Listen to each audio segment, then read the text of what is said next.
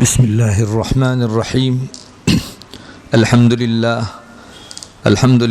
نحمده ونستعینه ونستغفره ونؤمن به ونتوکل علیہ ونعوذ باللہ من شرور انفسنا ومن سیئات اعمالنا من يهده الله فلا مضل له ومن يضلله فلا هادي له واشهد ان لا اله الا الله وحده لا شريك له واشهد ان سيدنا ومولانا محمدا عبده ورسوله ارسله الى الناس كافة بشيرا ونذيرا وداعيا الى الله باذنه وسراجا منيرا صلى الله تعالى عليه وعلى آله واصحابه وازواجه وذرياته وبارك وسلم تسليما كثيرا كثيرا اما بعد اعوذ باللہ من الشیطان الرجیم بسم اللہ الرحمن الرحیم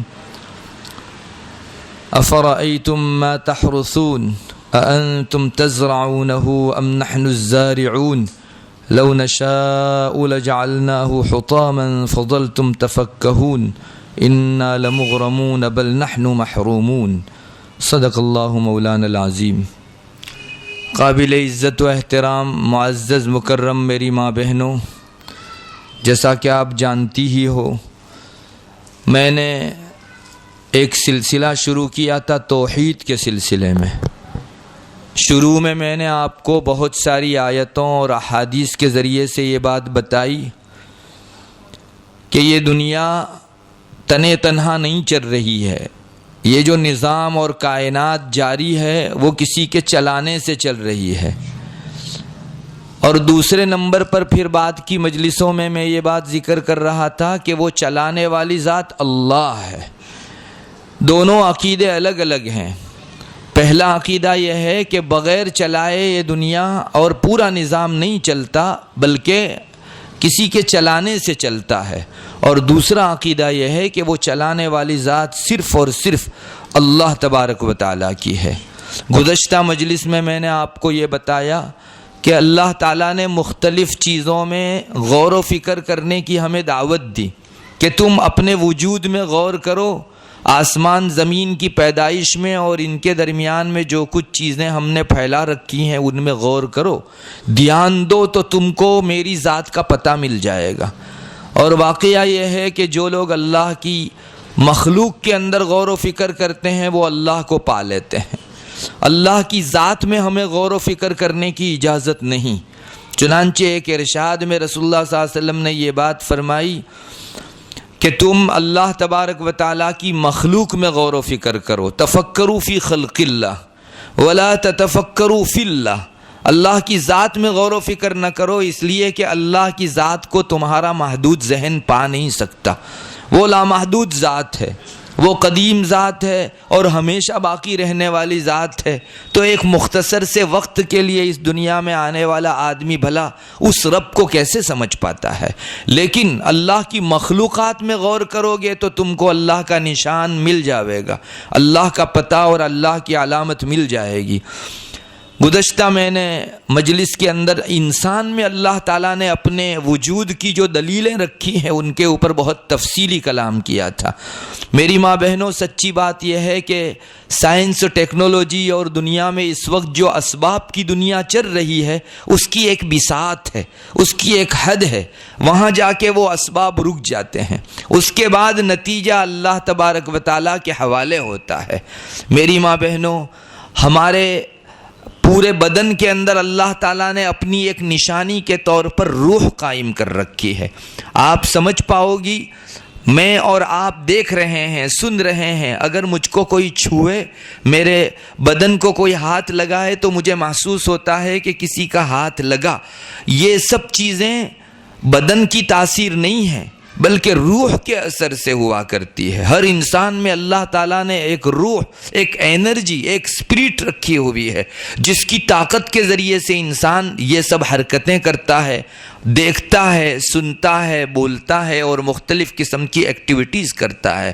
میری ماں بہنوں، یہ روح ایک ایسی چیز ہے، سائنسدان بہت کچھ کر کے دنیا کی مختلف چیزوں کو ملا کر اگر کہیں پہنچ بھی جاتے ہیں، روح کو کبھی سمجھ بھی نہیں پائیں گے، چہ جائے کہ روح کو بنا سکیں۔ آج یہیں آ کر سائنس کا پانی پتا پانی ہو جاتا ہے۔ ان حضرات نے سپر ڈال دینی پڑتی ہے، اپنے گھٹنے یہاں آ کر ٹیک دینے پڑتے ہیں۔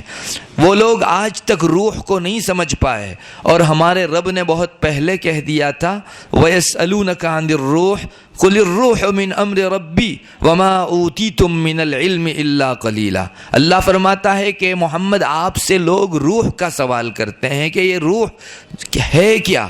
محمد کہہ دو روح اللہ تبارک و تعالیٰ کے ایک حکم سے ہے، اور تم کو بہت کم علم دیا گیا ہے۔ میری ماں بہنوں، اس روح کو سمجھنے کے لیے لوگوں نے بہت غور کیا۔ ہمارے علماء فرماتے ہیں کہ روح کسے کہتے ہیں، اس کی تعیین کے اندر 1000 قول ہے، لیکن آج تک لوگ روح کو نہیں سمجھ پائے ہیں۔ بعضوں نے کہا کہ یہ ہمارے جسم کے اندر جو خون دوڑ رہا ہے اس کو روح کہا جاتا ہے۔ بعض کہتے ہیں کہ دل کے ایک کونے کے اندر بہت باریک اور پتلا خون ہوا کرتا ہے، اس خون کو روح کہا جاتا ہے۔ بہت سے لوگ روح کی الگ الگ تشریح کرتے ہیں، لیکن سچی بات یہ ہے کہ ہمارے رب نے آج سے پہلے ہم کو روح کا جتنا علم دیا اس سے ایک قدم ہم آگے نہیں بڑھ پائے ہیں۔ رسول اکرم صلی اللہ علیہ وسلم کی زبانی اور اللہ کے نیک بندوں کے حوالے سے روح کا جتنا پتہ چلا بس اتنا ہی، کوئی آج تک اس میں ریسرچ اور تحقیق نہیں کر سکا ہے اور کر بھی نہیں سکے گا۔ ملا علی قاری فرماتے ہیں روح کی مثال سمجھنی ہو تو یوں سمجھو جیسے پھول کی پتیوں کے اندر خوشبو ہوا کرتی ہے، کوئی پکڑ کر خوشبو نہیں دکھا سکتا، اگر وہ پکڑے گا تو پھول کی پتی کو پکڑے گا، لیکن خوشبو ایک محسوس کی جانے والی چیز ضرور ہے، لیکن اس کو آپ پکڑ کر اپنی آنکھوں سے دیکھ کر جو ہے اس کا ادراک نہیں کر سکتے۔ یہ روح اللہ تعالیٰ نے ہمارے جسم و جان میں پھونکی ہے، بہت لطیف چیز ہے۔ ملا علی قاری فرماتے ہیں کہ روح کی لطافت کا عالم یہ ہے کہ وہ 1 سیکنڈ کے 10ویں اور 100ویں حصے کے اندر بے شمار کروڑ کلومیٹر کا سفر طے کر لیتی ہے۔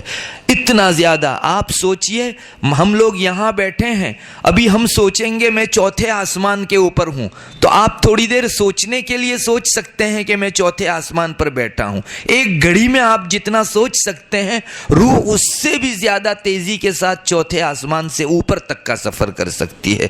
یہ اللہ تبارک و تعالیٰ نے روح پیدا کی ہے۔ دنیا میں کسی کی مجال کہ کوئی اس کو پیدا تو کیا کر دے، کم سے کم اس کو سمجھا کے بتا دے۔ آج تک روح کا یہ عقدہ حل نہیں ہوا ہے، اس لیے روح بھی ہمارے اندر اللہ تعالیٰ کی پہچان کا ایک بہت بڑا نشان ہے۔ یہ روح ایسی ہے کہ جس کو آج تک سائنس پا نہیں سکا۔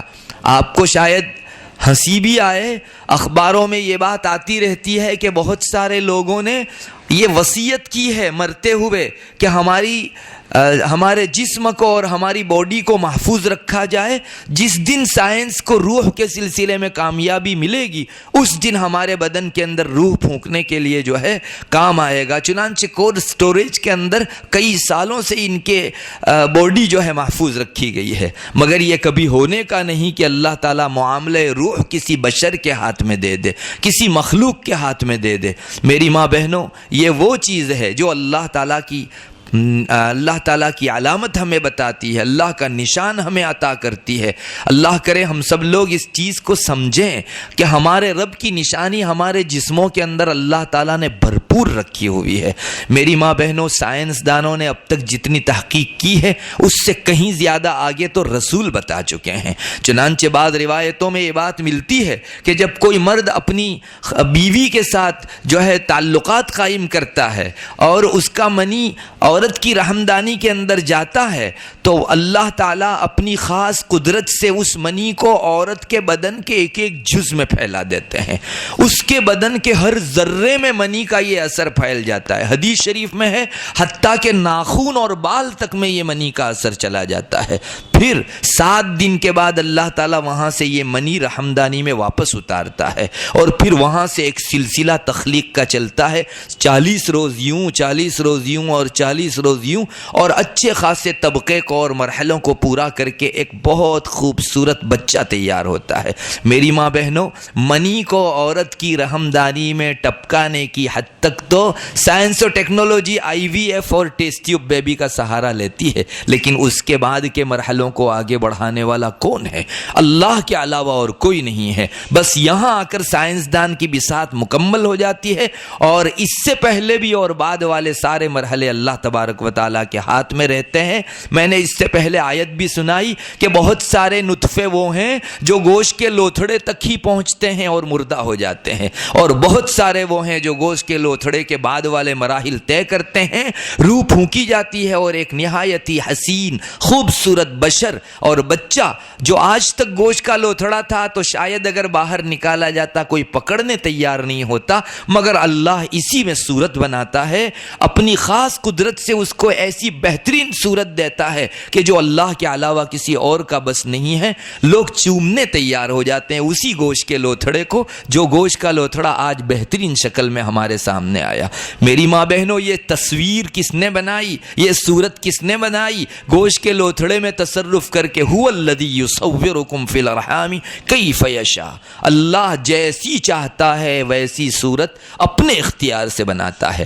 آج تک دنیا میں کوئی اپنے اختیار سے اپنی شکل و صورت لے کر نہیں آیا۔ اللہ نے کئی جگہوں کے اوپر یہ مضمون ذکر کیا ہے کہ اس نے تصویر بنائی، تمہاری صورت بنائی، تمہاری شکل پیدا کی۔ کسی کا بس، کسی کا اختیار اپنی صورت بنانے میں نہیں چلتا۔ کیا میری ماں بہنوں اس پر غور کرتے ہیں تو ہمیں اللہ کا پتہ نہیں ملتا؟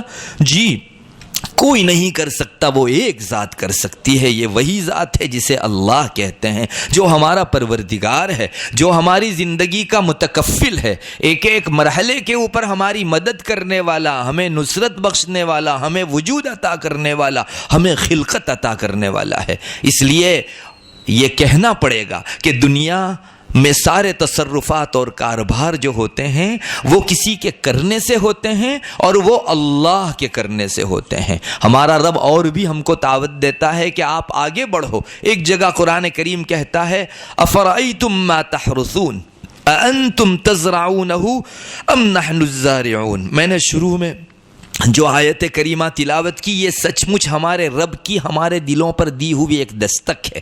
اللہ نوک کر رہا ہے ہمارے دلوں پر کہ اپنے دلوں کو مردہ رکھنے کے بجائے میری مخلوقات میں غور و فکر کرو، تم کو میں مل جاؤں گا، میرا پتہ تم کو میسر ہو جائے گا۔ اس آیت کریمہ کا میں ترجمہ کروں گا، آپ کا دل اندر سے بولے گا کہ جی ہمارے رب کو ہم پہچانتے ہیں، یہ تصرف ہمارے اسی رب نے کیا جس کے علاوہ یہ کام کاج اور کوئی کر نہیں سکتا۔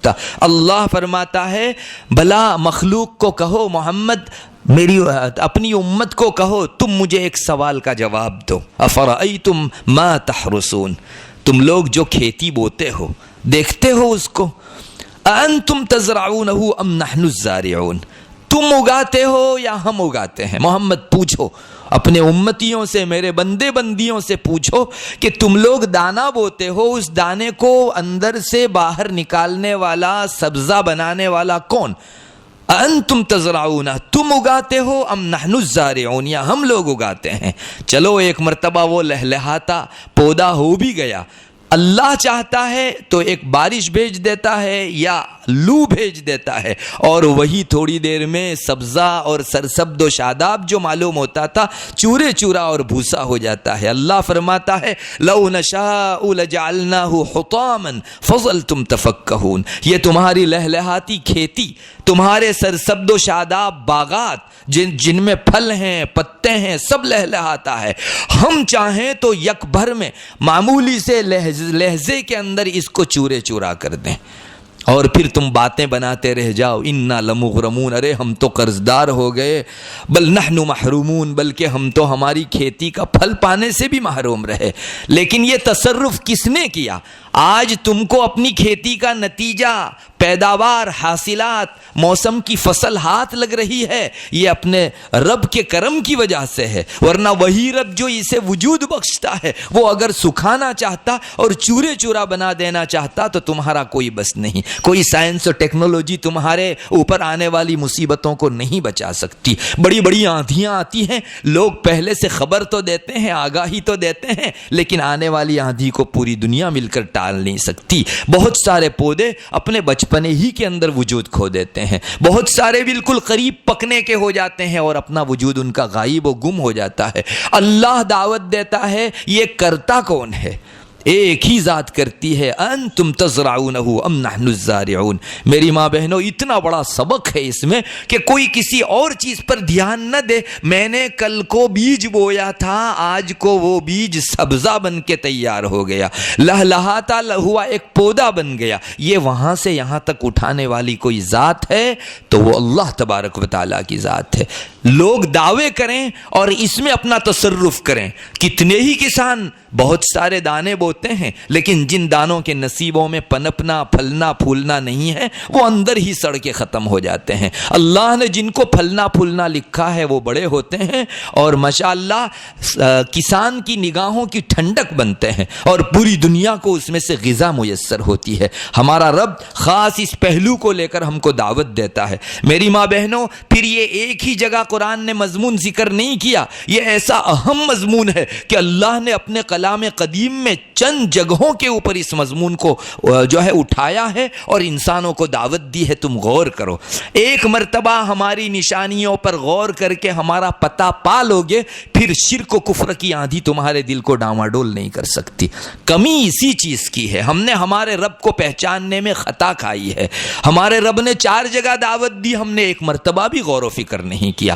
خود اپنی زندگی پر دیکھ لو، کب تک آج تک ہم نے کتنی مرتبہ یہ لہلہاتے پودے اور اگنے والے جو سرسبز شاداب پودے ہیں ان کے اوپر غور و فکر کر کے اپنے رب کو پانے کی کوشش کی ہو۔ ایک جگہ ہمارا رب جو ہے اسی کو اور انداز میں ہمارے سامنے رکھتا ہے۔ اللہ تبارک و تعالی پہلے فرماتے ہیں قل الحمد للہ وسلام علی عبادہ الذین اصطفی اللہ خیر عما یشرکون۔ پھر اللہ فرماتا ہے امن خلق السماوات والارض۔ اس کا ترجمہ ہے محمد کہہ دو تمام تعریفیں اللہ کے لیے ہے اور اللہ کی طرف سے سلامتی اس کے ان بندوں کے لیے جن کو اللہ نے رسول بنانے کے لیے چن لیا۔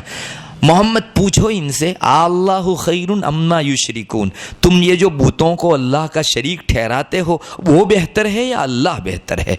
پھر اللہ اپنی پہچان بتا رہا ہے یہی درختوں کو لے کر۔ اللہ فرماتا ہے امن خلق السماوات والارض، بھلا وہ ذات جس نے آسمان کو بنایا اور جس نے زمین کو بنایا، وَأَنزَلَ لَكُم مِّنَ السَّمَاءِ مَاءً، اور اس نے آسمان سے زمین کے اوپر پانی بہایا، پانی برسایا، فَأَنبَتْنَا بِهِ حَدَائِقَ ذَاتَ بَهْجَةٍ، ان پانی کے ذریعے سے ہم نے تمہاری آنکھوں کو بھائے پر رونق ایسے باغات تیار کر دیے۔ میری ماں بہنوں، یہ تو کسان محسوس کر سکتا ہے کہ کل تک تپتی ہوئی زمین کے اوپر جہاں کوئی پودا نہیں اگ سکتا تھا، گرمی کی تپش کی وجہ سے جو تھوڑی بہت سرسبز و شاداب تھے وہ بھی جل کے راکھ ہو گئے، لیکن اللہ چاہتا ہے تو بارش برسا کر پوری زمین کو ہریالی چادر اڑا دیتا ہے۔ فَأَنبَتْنَا بِهِ حَدَائِقَ ذَاتَ بَهْجَةٍ، 2 مہینہ پہلے کی یہی زمین آج اتنی ٹھنڈک بخشتی ہے کہ لوگ باقاعدہ ہریالی کے اندر اپنا جی ٹھنڈا کرنے کے لیے تفریح اور سیر کے طور پر جاتے ہیں۔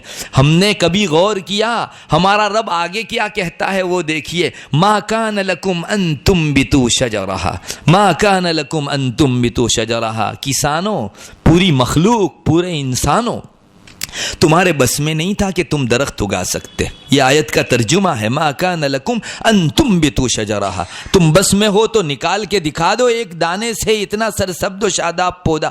اب اللہ فرماتا ہے الہ مع اللہ، کیا کوئی دوسرا ہے اللہ کے ساتھ جو اس چیز کو اگائے اور اتنا سرسبز و شاداب بنا دے، سوکھے کو اتنا تر و تازہ بنا دے؟ بل ہم قوم یعدلون، بلکہ یہ لوگ ظلم کرنے والی قوم ہے۔ اللہ تبارک و تعالی ہمیں اس سلسلے میں جو ہے بہت بڑی دعوت دیتا ہے۔ ایک اور جگہ اللہ نے اسی پہلو کو تھوڑے سے انداز بدل کر ذکر کیا۔ میری ماں بہنوں، آپ نے دیکھا ہوگا کھجور کی گٹھلی ہوتی ہے، کتنی خشک ہوتی ہے، اس کو بو دو.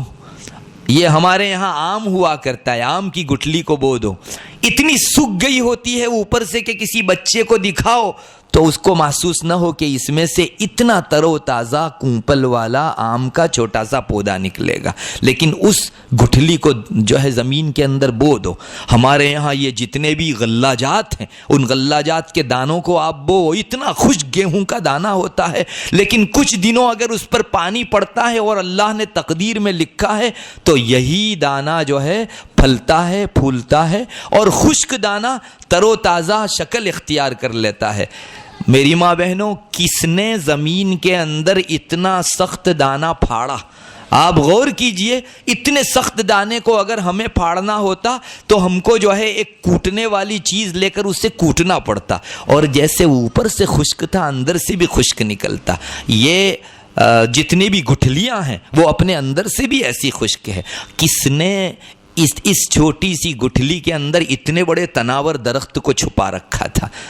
ایک ذات نے چھپا رکھا تھا. اللہ اس کی اپنی طرف نسبت کرتا ہے, ان اللہ فالق الحب والنوى.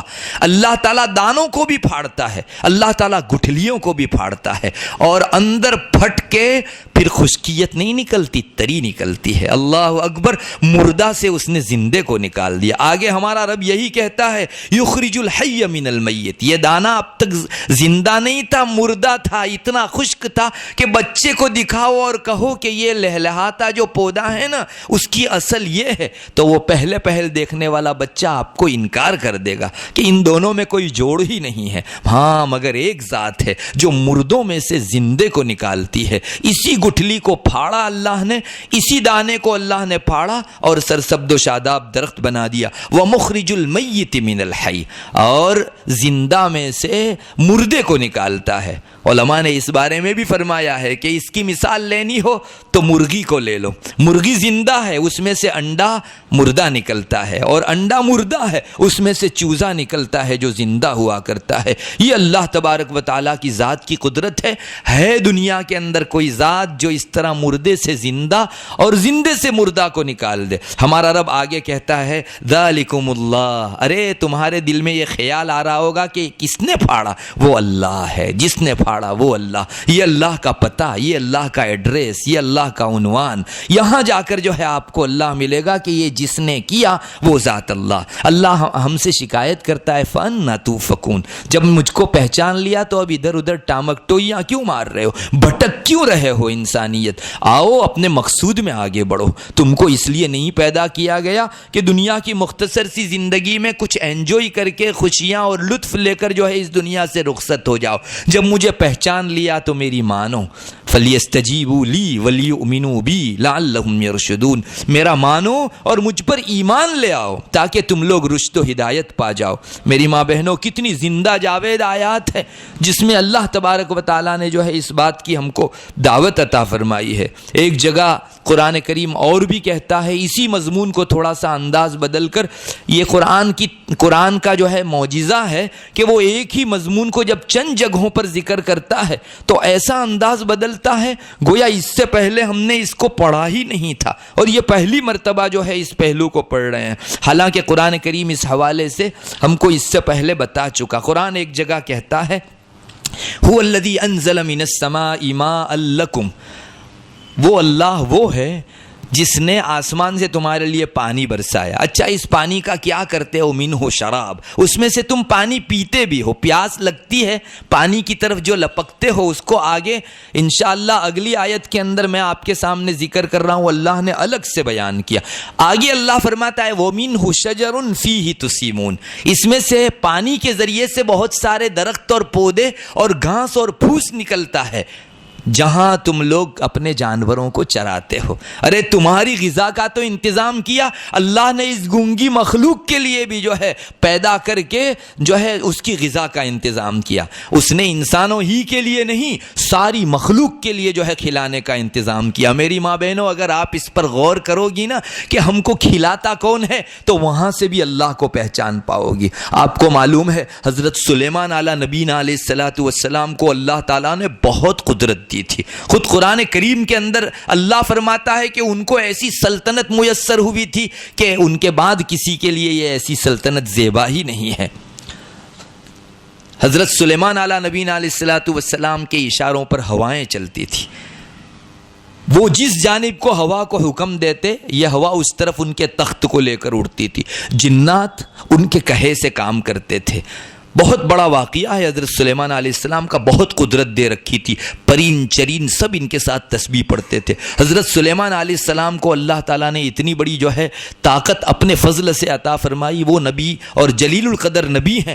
انہوں نے ایک مرتبہ اللہ تعالیٰ سے یہ درخواست کی کہ اے اللہ، ایک دن میں تیری ساری مخلوق کی دعوت کرنا چاہتا ہوں.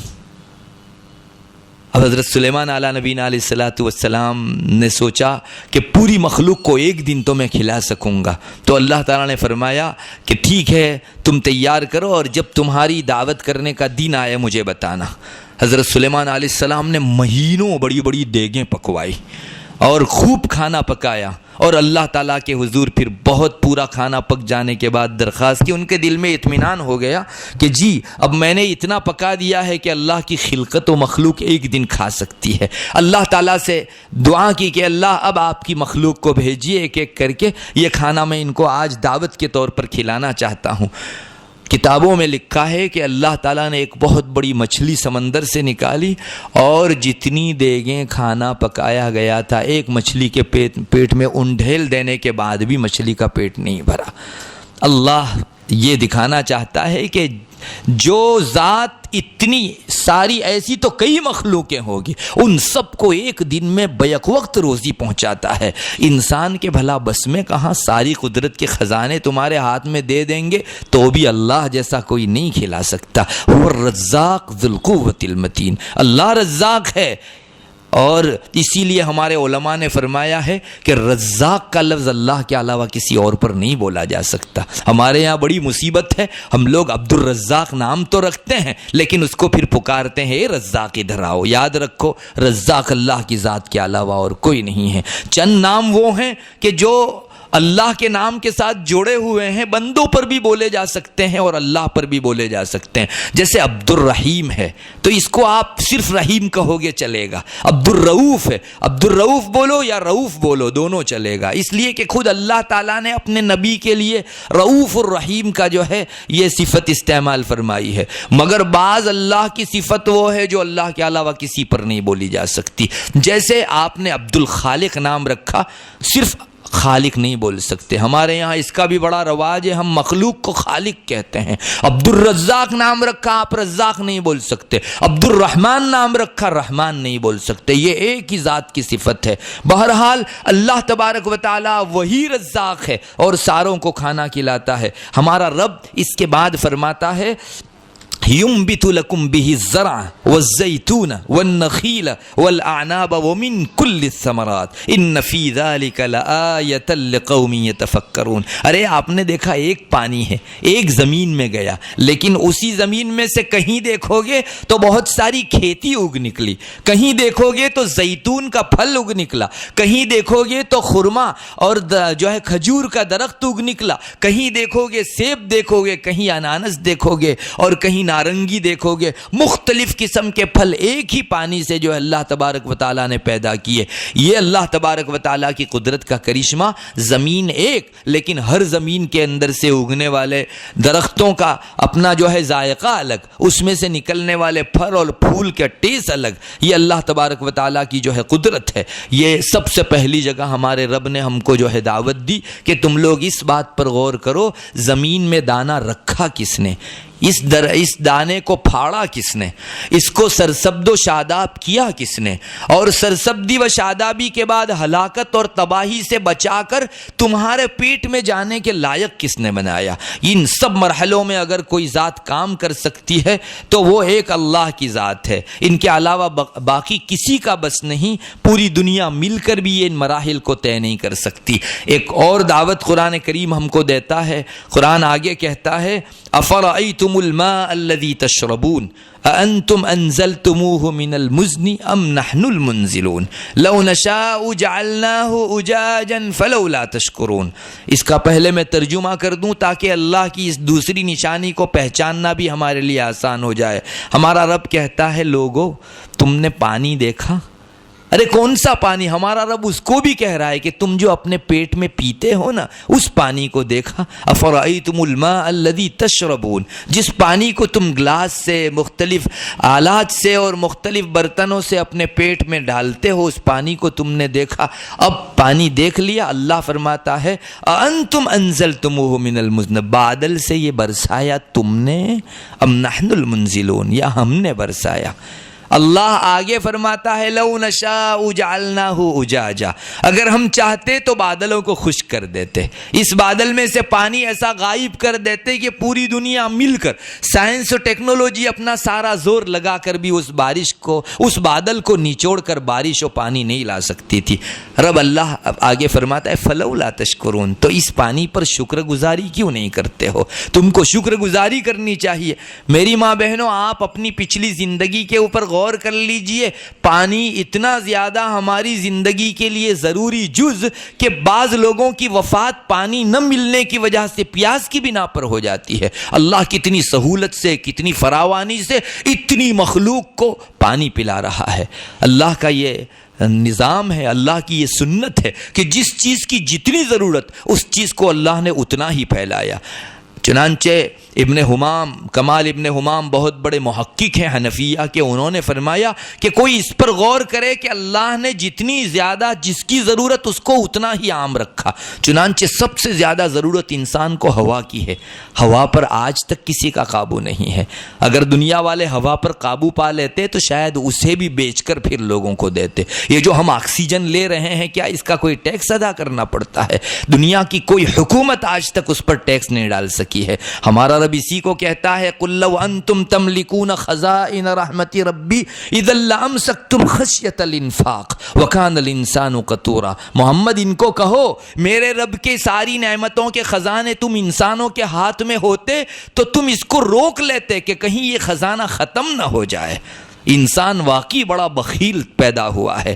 میری ماں بہنوں، اللہ نے آکسیجن کو عام کیا، پانی پر تو آج کچھ کچھ قابو کسی کا ہے، کوئی بیچ بھی دیتا ہے، لیکن آکسیجن آج تک جو ہے کوئی اس پر قابو نہیں پا سکا۔ پھر اس کے بعد ضرورت پڑتی ہے پانی کی، اس لیے کہ آکسیجن کے بعد جو ہے انسان بھوک سے زیادہ پیاس محسوس کرتا ہے۔ چنانچہ بھوک کی وجہ سے جن کی اموات ہوئی ان کے مقابل میں پیاس کی وجہ سے جن کی اموات ہوئی، موت ہوئی، ایسے لوگوں کی کثرت ہے۔ ہمارے رب نے پانی کو کتنا عام کر دیا۔ آج ایک آدمی دھونے، کھانے، پینے اور اپنی ساری ضرورتوں کو پورا کرنے کے لیے پانی استعمال کرتا ہے، حالانکہ اسی پانی کو ہم بار بار دیکھتے ہیں لیکن کبھی اس جانب ہمارا غور نہیں جاتا کہ یہ آیا کہاں سے۔ بادل کیا سائنس اور ٹیکنالوجی نے تیار کیے، اور وہاں سے یہ بند بند جو اتری اور اتنی اوپر سے، ہمارے علماء یہاں تک فرماتے ہیں کہ اتنی اوپر سے بادل سے بارش کی بوندیں گرتی ہیں، اتنے اوپر سے اگر کوئی اور چیز ڈالی جاتی تو انسان کو لگتی اور انسان کو زخمی کر دیتی۔ آج تک کبھی سنا کہ بارش کی کسی بوند نے کسی انسان کو زخم کیا ہو؟ کبھی زخمی نہیں ہوتا انسان۔ یہ کون برساتا ہے اور اتنی صفت کے ساتھ؟ آپ نے دیکھا کبھی کبھی بارش کے قطرے اتنے زور سے گرتے ہیں کہ بسا اوقات انسان کو مار سا لگتا ہے، لیکن کبھی کسی کو زخم نہیں کیا۔ یہ اللہ کی قدرت ہے، ورنہ نہ جانے کتنے لوگ جو ہے اس دنیا کے اندر بارش کے اتنے اوپر سے گرنے کے زخم کے طور پر مر جایا کرتے، لیکن ہمارے رب نے اس کو حیات کا ذریعہ بنایا ہے، نہ کہ وفات کا۔ یہ اللہ کی قدرت ہے، اس نے جس جگہ جو رکھا وہی سب سے زیادہ موزون جگہ تھی۔ ان درختوں ہی میں غور کر لو، ہم بچپن کے اندر وہ کہانی اسکول کے اندر پڑھا کرتے تھے، لیکن سچی بات یہ ہے کہ اس میں ہمارے رب کی توحید کا سبق چھپا ہوا ہے۔ آپ نے بھی پڑھی ہوگی اور سنی ہوگی وہ کہ ایک شخص ایک مرتبہ جو ہے ایک درخت کے نیچے سویا ہوا تھا جنگل میں۔ وہ اصل بیر کا درخت تھا جس کو ہم بور کہتے ہیں۔ سویا سویا اس کو نیند نہیں آئی تو اس نے آس پاس نظر کی، اوپر نظر پڑی تو بیر کا درخت دیکھا۔ اس نے یہ سوچا اور پھر واپس جو ہے اس کی نظر زمین پر گئی تو وہاں تربوز کی بڑی بڑی بیلیں تھیں، اس پر بڑے تربوز لگے ہوئے تھے۔ اس آدمی کے دل میں سوال اور اعتراض پیدا ہوا کہ اللہ نے اتنا بڑا درخت بنایا اور اس کے اوپر پھل اتنے چھوٹے بیر، اور یہاں یہ بیل جو بنائی اور یہ بہت باریک اور نازک، اور اس بیر کے درخت کے مقابل میں اتنا چھوٹا، لیکن تربوز اتنے بڑے بڑے لگا دیے، حالانکہ یہ تربوز تو اس درخت کے شایان شان تھے، جو بڑا درخت تو بڑا پھل اور چھوٹی بیل تو چھوٹے پھل ہونے چاہیے۔ تھوڑی دیر ابھی اسی حالت میں لیٹا تھا کہ اوپر سے اس کے سر پر ایک بیر گرا، بس اس کی لائٹ سلگ گئی۔ اے اللہ، تو نے اس بڑے درخت کے اوپر چھوٹے بیر رکھے ہیں، یہی تیری قدرت ہے، ورنہ اگر تربوز گرتا تو میں شاید زندہ نہ رہتا۔ اللہ نے جسے جہاں ٹھہرایا ہے وہی اپنی جگہ برحق ہے۔ الذی اعطى كل شیء خلقه ثم هدى۔ اللہ اکبر، ہمارا رب کہتا ہے الذی اعطى كل شیء خلقه ثم هدى۔ اللہ نے ہر چیز کو اپنی تخلیق دے رکھی ہے اور پھر اس چیز کو ہدایت دے دی۔ میری ماں بہنوں، ہمارا رب اسی پانی میں غور کرنے کو کہتا ہے کہ تم سارے کیمیکلز بنا سکتے ہو، دنیا کی ساری چیزیں لا سکتے ہو، پانی بنا کر ایک بوند بنا کر دکھا دو، ہے کسی کے بس کے اندر کہ جو تمہارے پیٹ کو سیراب کرے اور تم پیاس کی وجہ سے مضطرب ہو گئے ہو، تڑپ رہے ہو، ایسے موقعوں کے اوپر تمہارے پیٹ کو ٹھنڈک بخشنے والا کوئی پانی ایک بوند قطرہ پیدا کر کے دکھا دے؟ یہ ایک ہی ذات ہے جو پیدا کرتی ہے۔ اور میری ماں بہنوں، اللہ تعالیٰ جو ہے وہ دونوں طرف سے ہم کو غور کرواتا ہے، جیسا اس سے پہلے بھی میں نے جو ہے پودوں کے سلسلے میں بتایا کہ یہ پودے اگاتا بھی اللہ ہے، اور ایک مرتبہ خشک کر دے تو تم میں سے کسی کا بس نہیں کہ وہ لا سکے۔ تو اللہ تعالیٰ پوزیٹیو جو ہے سوچنے کو بھی کہتا ہے، اور مقابل میں یہ بھی سوچ لیجئے کہ اللہ اگر اس پانی کو ختم کر دے تو کون لے آوے۔ اور یہ ایک جگہ نہیں، دوسری جگہ بھی قرآن کریم ذکر کرتا ہے، چنانچہ سورہ تبارک الذی میں اللہ تبارک و تعالیٰ فرماتے ہیں قُلْ أَرَأَيْتُمْ إِنْ أَصْبَحَ مَاؤُكُمْ غَوْرًا فَمَنْ يَأْتِيكُمْ بِمَاءٍ مَّعِينٍ۔ لوگو، آج بڑی آسانی سے بورنگ کر کے پانی نکال لیتے ہو، کنواں کھودا، چند فٹ کے اوپر پانی لگ گیا۔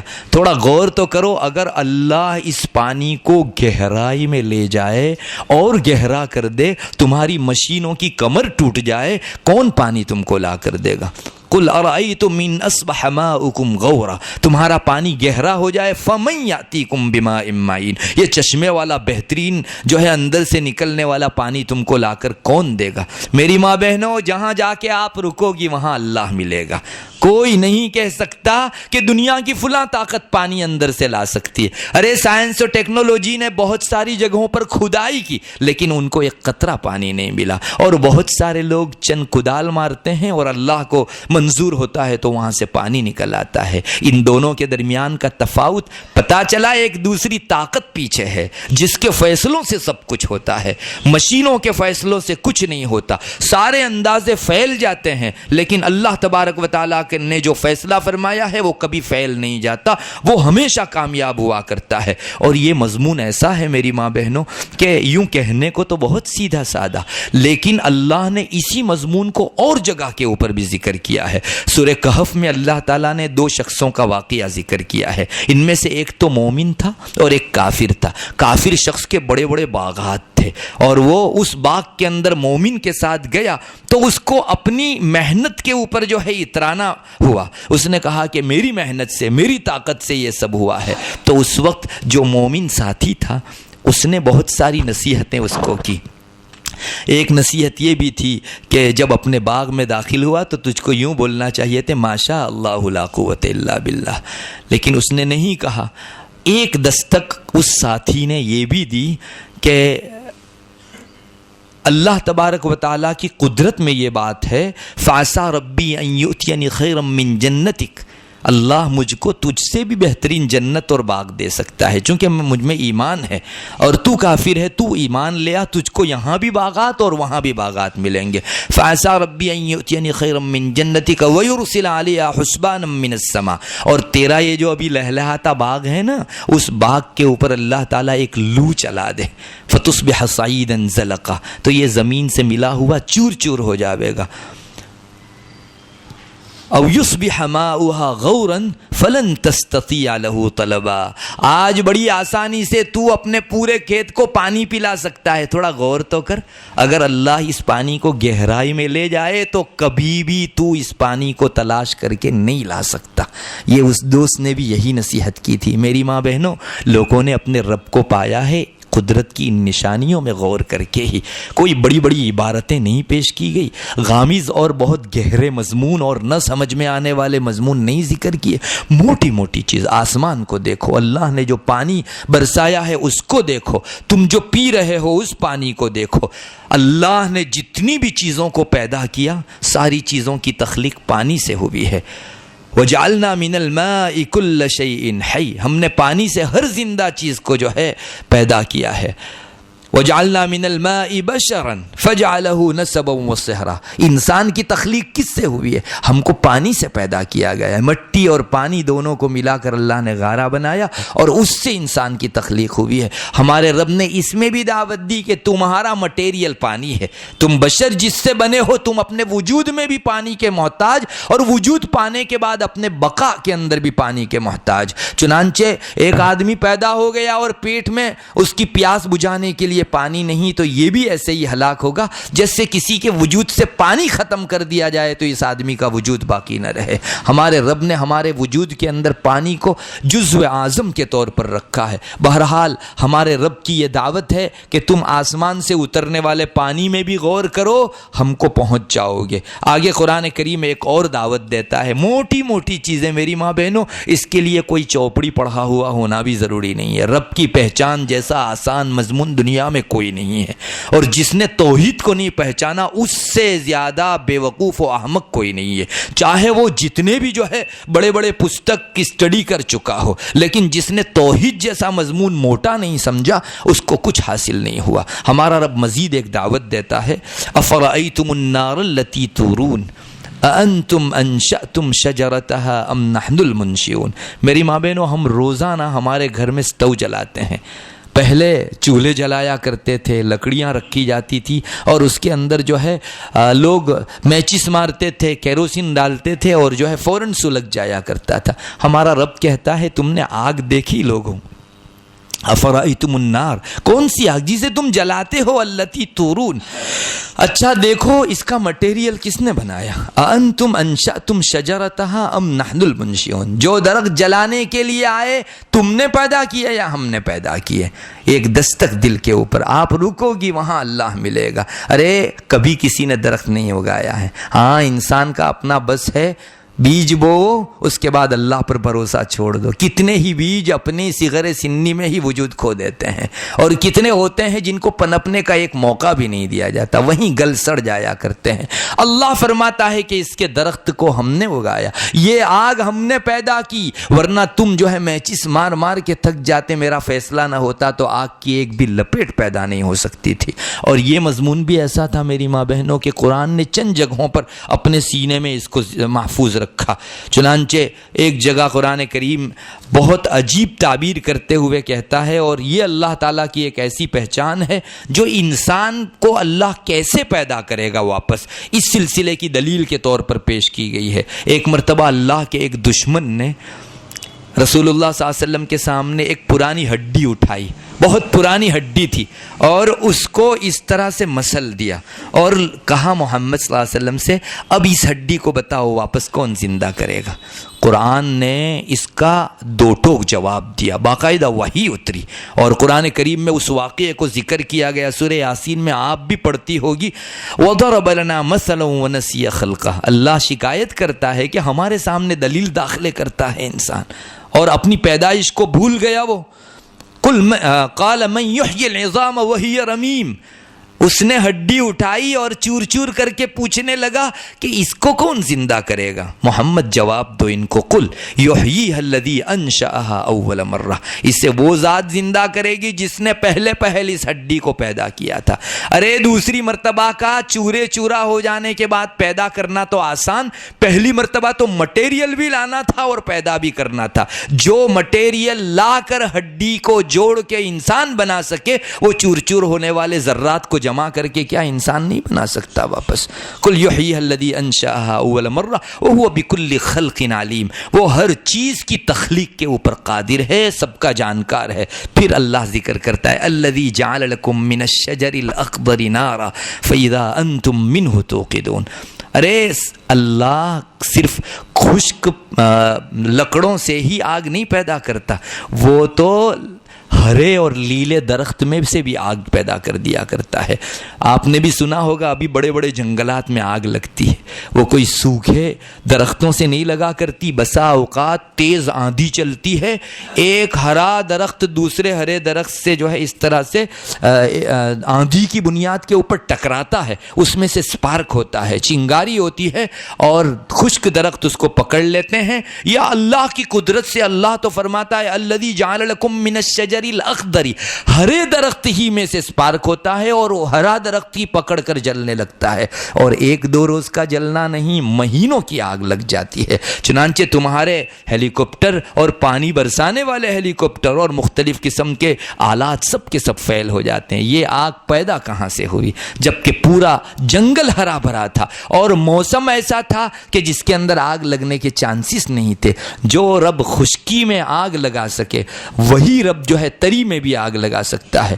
ہمارے رب نے بہت بہترین طریقے کے اوپر یہ مضمون ہمارے سامنے ذکر کیا کہ آگ پیدا کرنا اللہ تبارک و تعالیٰ کی قدرت کے اندر سے، جیسے مردے سے زندہ کو پیدا کرتا ہے ویسے ہرے سے وہ آگ بھی پیدا کر سکتا ہے۔ اللہ تعالیٰ کی یہ قدرت ہمارے لیے جو ہے بہت بڑی نشان رکھنے والی چیز ہے۔ اللہ آگے فرماتا ہے انتم انشأتم شجرتها ام نحن المنشئون نحن جعلناها تذکرة ومتاعا للمقوین، ہم نے اس آگ کو تمہارے لیے یاد بنایا اور تمہارے دنیاوی بہت سارے کام کاج کے لیے ہم نے اس کو معین و مددگار بنایا۔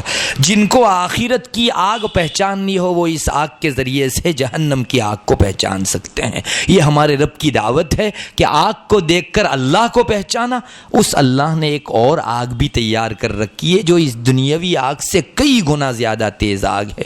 یہ تمہارے لیے ایک یادی کی چیز ہے۔ بہرحال میری ماں بہنوں، ہم کو یہ بھی جاننا ہے کہ دنیا کا چلانے والا کوئی ہے اور چلانے والا کوئی اور نہیں، اللہ ہی اللہ ہے۔ یہ دونوں چیزیں جو ہے ہم کو اپنے عقیدے میں بسا لینی ہے۔ یہ ساری آیتیں چلائی اسی لیے گئی کہ بندے اپنے رب کے وجود کو ایسا پہچان لے کہ سارے معبودان باطلہ کی نفی ہو جائے اور لا الہ الا اللہ کا مضمون دل کے اندر بیٹھ جائے، اور ایسا بیٹھ جائے کہ موت کی سکرات بھی اس کو ختم نہ کر سکے، موت کے موقع سے شیطان کی محنت بھی پاش پاش ہو جائے اور یہ آدمی توحید لے کر اپنے رب کو مل سکے۔ میری ماں بہنوں، اللہ کرے ان آیات میں جن آیات کو اتاری ہمارے رب نے ہیں، ہم لوگ ایسے ہی غور کرنے والے بنے جیسے جاہلیت کے بت کے پجاریوں کے درمیان میں ان آیت نے کسی زمانے میں کھلبلی مچائی تھی۔ وہ ایسے توحید پرست ہو گئے کہ پوری دنیا میں آخر تک قیامت تک اب ایسی پاک دامن توحید پرست جماعت کبھی آنے والی نہیں ہے۔ میری ماں بہنوں، آج بھی یہی آیتیں ہمارے دلوں میں توحید کا دیا جلا سکتی ہے، کفر و شرک کی آندھی جیسی بھی ہو۔ ارے کفر و شرک میں پڑے ہوئے جلے ہوئوں کو نکال کر اتنا سرسبد و شاداب صحابی جو آیات بنا سکتی ہیں، الحمدللہ ہمارا تو کچا چٹائی سے ایمان موجود ہے، تو اس میں روح کیوں نہیں بھر سکتی یہ آیتیں؟ انشاءاللہ ہم اگر غور کریں گے، ہمارے رب نے جس میں غور کرنے کا حکم دیا آپ اور ہم پہچان لیں گے۔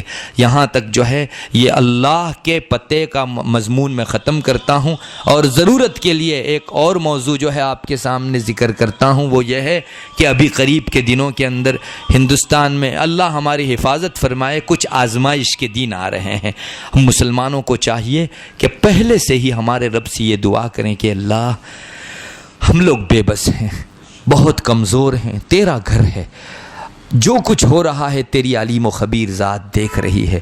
اے اللہ ساری مخلوق کو تجھ سے پیار ہے۔ معبودان باطلہ نے کسی کو وجود نہیں بخشا کہ ساری خلقت کو ان سے پیار ہو۔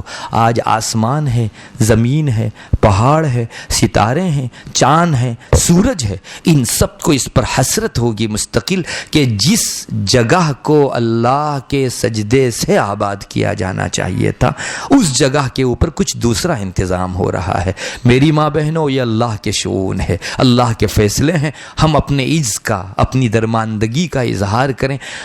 حضرت نبی کریم صلی اللہ علیہ وسلم کے دادا عبد المطلب مطلب نے جب ابرہہ لاؤ لشکر کے ساتھ آیا تھا تب کیا کہا تھا؟ اے اللہ ہم لوگ بڑے کمزور ہیں، اس کے پاس ہاتھی ہیں، اس کے پاس مستقل لاؤ لشکر ہے، اے اللہ تیرا گھر تو ہی محافظ ہے اس کا، اور جو گت بنی آج کی دنیا تک جو ہے اس تاریخ نے اپنے سینوں میں اس کو محفوظ رکھا ہے۔ تو پہلی بات تو یہ ہے کہ ہم اللہ تبارک و تعالیٰ سے یہ دعا کریں، اللہ ہماری کوتاہیوں کے سبب یہ نوبت آئی، جو جگہ آباد رہتی ہے اس جگہ کسی کا بس نہیں چلتا کہ وہ توحید کے بجائے شرک سے بھر دے۔ مسجد بند ہوتی ہے، نمازی کم ہوتے ہیں، تب جا کر کسی کی مجال ہوتی ہے کہ اس جگہ جو ہے اللہ تبارک و تعالیٰ کے توحید کے بجائے شرک و بت پرستی ہو۔ میری ماں بہنوں آج بھی پھر سے دور زندہ ہو رہا ہے۔ مجھے بڑا تعجب ہوا، میرے ایک دوست نے مجھ کو سنایا کہ ایک کلپ ایسی، ایک امام صاحب صبح کے موقع سے فجر کی نماز کے وقت جو ہے پوری مسجد میں خالی صفوں کا فوٹو دیکھ کر یہ بول رہے ہیں کہ یہ فجر کا موقع ہے، نماز فجر کو 10 منٹ اوپر چڑھ چکی ہے، ایک بھی مصلی یہاں موجود نہیں۔ میری ماں بہنوں آج کئی مسجدیں ایسی ہیں، ایم پی میں جا کر کوئی دیکھے مغلوں سے پہلے کی، 1000 سال پہلے کی مسجدیں ہیں، لیکن تالا لگا ہوا ہے، آباد جگہ کو مجال نہیں ہے کہ کوئی ویران کر سکے۔ تو ہم کو اپنے عجز و درماندگی کا اظہار اور ایک یہ بھی کہنا ہے اللہ ہماری کوتاہیوں سے ہوا تو ہماری پکڑ نہ فرما، اور جو لوگ توحید کے بجائے شرک و بت پرستی کا انتظام کر رہے ہیں اللہ تو ان کو بھی ہدایت دے دے، ان کو بھی سمجھ دے دے، کھاتے ہیں تیرا اور گاتے ہیں دوسروں کا۔ اے میرے رب میں تو ایسا بے وفا تیرا نہیں ہوں، بغاوت نہیں کر رہا ہوں، اس لیے پہلے تو یہ کام کریں، دوسرا کام اس دن دلیری نہ دکھائیں۔ میری ماں بہنوں ہم عاجز ہیں تو اپنے اسفار وغیرہ اس دن منقطع کر دیں، یہ کوئی خوف نہیں ہے، دنیا دار الاسباب ہے، اسباب سے ہر ایک ڈرتا ہے، نبی بھی ڈرتا ہے۔ روایتوں میں آتا ہے رسول اللہ صلی اللہ علیہ وسلم نے ایک جنگ میں 2 زرہیں پہنی، تو وہاں محدثین نے سوال اٹھایا کہ کیا رسول اللہ صلی اللہ علیہ وسلم کو اللہ پر بھروسہ نہیں تھا؟ آپ بشر تھے، بشر جو ہے وہ بشر کے سے اسباب اپناتا ہے، آپ اگر جو ہے بغیر زیرہ کے رہتے تو ہم کمزوروں کا کیا ہوتا؟ ہمارے لیے ایک راہ طے کر دی کہ احتیاط الگ چیز ہے اور غیروں سے ڈرنا الگ چیز ہے۔ ہم احتیاط برتیں، اس کو ہرگز یہ تعبیر نہیں کیا جائے گا کہ انسان اللہ کے علاوہ سے ڈرتا ہے، یہ دنیا احتیاط کی ہے، نبی نے احتیاط برتا ہے، ہم کو بھی جو ہے احتیاط برتنا ہے، اور اللہ کرے کوئی مسلمان شرک و بت پرستی کی کسی ویدھی میں شرکت نہ کرے۔ میری ماں بہنوں یوں کہنا آسان ہے کہ دیا سلگانا ہے، ایک اور کیا کرنا ہے؟ یاد رکھو یہ ان کی پوجا کا ایک طریق ہے، ان کی پوجا اور غیر اللہ کی پوجا کا ایک طبقہ ہے، اس کو اگر اللہ نہ کرے کوئی پار کر گیا تو دوسرا سٹیپ کفر کا، تیسرا سٹیپ کفر کا، پھر ایمان کا پنچھی اگر کسی کے دل سے اڑ جائے اور اس کا دل کفر سے مانوس ہو جائے تو کسی کو ملامت کی ضرورت نہیں ہے، اپنے اس پہلے قدم کو جو مروت میں، انسانیت میں، رواداری میں ہم نے رکھا تھا اور ہم نے اپنے رب کو ناراض کر دیا تھا۔ میری ماں بہنوں کوئی کفر کی ویدھی ہم لوگ نہ کریں، رب پہلا سب بعد میں، کوئی بھی ہو میں اپنے دین ایمان کے ساتھ کمپرومائز کبھی نہیں کر سکتا۔ میں ایک مرتبہ مر سکتی ہوں، ایک مرتبہ ہر چیز کر سکتی ہوں، میرے رب کو ناراض نہیں کر سکتی۔ جس نے یہ اصول بنایا وہ قوم ہمیشہ دھرتی کی چھاتی پر سینہ تان کے چلی ہے اور زندہ رہی ہے، اور جس نے اپنے رب کو کھویا اس نے ہمیشہ سے اپنا پتن، اپنی ذلتی، اپنی پستی اور اپنا زوال ہی پایا ہے۔ اللہ تبارک و تعالی ہماری آزمائش نہ فرمائے، یہ بھی دعا کی ضرورت ہے۔ اے اللہ جو مراکز شرک ہیں سب کے سب مراکز توحید ہو جائیں، اور اس اللہ سے کیا مشکل ہے جو مردوں سے زندہ کرتا ہے اور زندوں سے مردہ کرتا ہے۔ وآخر دعوانا الحمدللہ رب العالمین۔ دعا کر لیجئے۔ اللہم انت السلام ومنک السلام تبارک یا ذا الجلال والاکرام، اللہم صلی علی محمد النبی الامی وعلی آلہ وسلم تسلیما۔ ہے اللہ ہمارے گناہوں کو معاف فرما، ہمارے گناہ بہت ہیں، ہم جو کچھ بھگت رہے ہیں ہمارے کرتوت کا نتیجہ ہے۔ ہے اللہ تو ہم سے راضی ہو جا، ہے اللہ تو ہم سے خوش ہو جا، امت مسلمہ ہندیہ سے بالخصوص ہے اللہ راضی و خوشنود ہو جا۔ یا الہ العالمین ہم نے بے شک اسباب غضب اپنا رکھے ہیں، لیکن تو تو کریموں کا کریم ہے، داتاؤں کا داتا ہے، کمزوروں پر تجھے بڑا رحم آتا ہے۔ اللہ ہم کمزور ہیں، ہمارے اوپر رحم فرما دے۔ اللہ بے شک تیرے گھر کی ہم حفاظت نہیں کر سکے، آباد نہیں کر سکے، ہماری کوتاہی تھی۔ اللہ ہم اپنی کوتاہی کا اعتراف کرتے ہیں، اقبالی مجرم ہے۔ اے اللہ بے شک تیرے فیصلے اٹل رہتے ہیں، تو جو چاہتا ہے ہوتا ہے۔ اے اللہ وما تشاءون الا ان یشاء اللہ رب العالمین، ہم تجھ سے بڑی امید لگائے ہوئے ہیں۔ اے اللہ اسی حادثے کو پورے ہندوستان ہی نہیں عالم و جہاں کے چپے چپے میں توحید کے پھیلنے کا ذریعہ بنا دے، مومنوں کو توحید میں یقین نصیب فرما۔ اللہ تیری عبادت کے بغیر چارہ نہیں ہے، اللہ جیسے ہمیں کھائے پیے بغیر چارہ نہیں ہے۔ اللہ ہم کھانے پینے کو تو بڑی اہمیت دیتے ہیں لیکن ہماری روح کی خوراک کا انتظام نہیں کرتے۔ توحید سے روح کو خوراک ملتی ہے، عبادت سے نماز سے روح کو خوراک ملتی ہے۔ اللہ اس میں ہم کو یقین عطا فرما۔ اللہ جو کچھ کہا گیا اپنی رضوان و رضا کے واسطے قبول فرما۔ ہماری ماں بہنیں اپنا سارا کام کاج ادھر ادھر کر کے تیرے دین کی باتیں سننے کے لیے اکٹھی ہوتی ہیں۔ اے اللہ ان کی آمد کو ہم سب کے لیے ذخیرہ آخرت اور نجات کا ذریعہ بنا۔ اللہ تو ہی تو وہ ہے جس نے ان آیات کی روشنی میں صحابہ جیسی مقدس جماعت پیدا کی، جاہلیت کے دور ظلمات کے اندر تو نے ایسی روشنیاں پیدا کی۔ اے اللہ ہمارے کمزور دلوں کے اندر بھی اپنے ایمان کا، توحید کا، اپنی عبادت کا، اپنی فرما برداری کا دیپ جلا دے۔ یا الہ العالمین باہر دیوں کے جلانے کے بجائے روح کے دیے کو جلانے کو فکر کرنے کی توفیق عطا فرما، مومنوں کی حفاظت فرما۔ اللہ بہت سارے اللہ کفر و شرک کے ماحول میں رہے اکیلے اٹولے مومن بہت ڈر رہے ہوں گے، اللہ تو ان کا محافظ ہے۔ اللہ ہم پورے ہندوستان کے ایک ایک چپے کو، پورے عالم کے ایک ایک اللہ چپے کو آپ کی پناہ میں دیتے ہیں، آپ کی جوار میں دیتے ہیں۔ آپ کی پناہ سے بڑھ کر کوئی پناہ نہیں ہے۔ اللہ تو پناہ نصیب فرما۔ اللہ اے اسلام کی، اہل اسلام کی اور شاعر اسلام کی بالخصوص ہندوستان میں اور بالعموم چہار دانگ عالم میں حفاظت فرما۔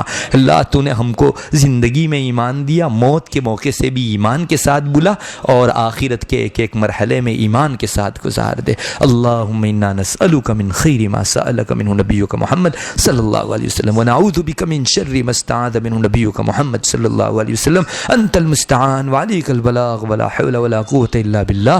سبحان ربک رب العزة عما یصفون وسلام علی المرسلین والحمد للہ رب